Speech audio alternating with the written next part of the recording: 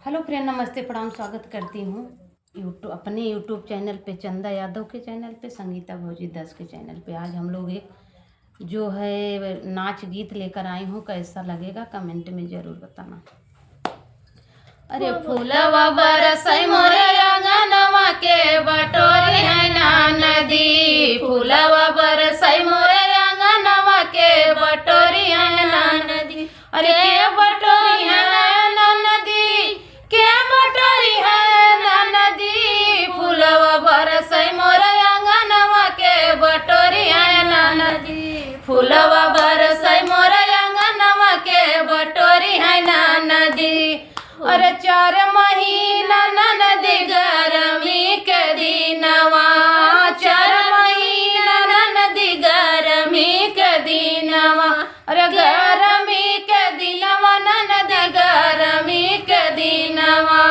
के डोलावे ना नदी, के डोलावे ना नदी, तोहरे भैया बिनु बेनियावा के डोलावे ना नदी, तोहरे भैया बिनु बेनियावा के डोलाई है ना नदी, के डोलाई है ना नदी, के डोलाई है ना नदी, तोहरे भैया बिनु बेनियावा के डोलाई है ना नदी।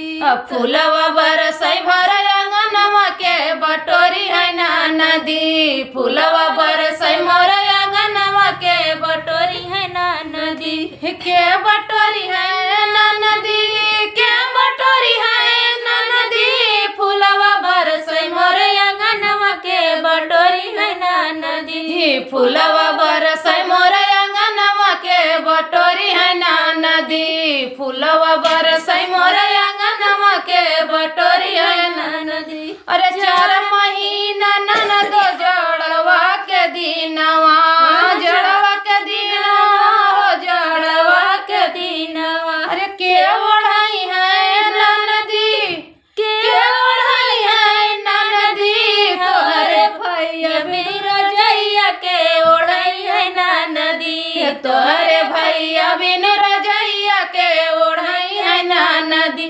तोहरे भैया बिनु रजैया के ओढ़ाई है ना नदी।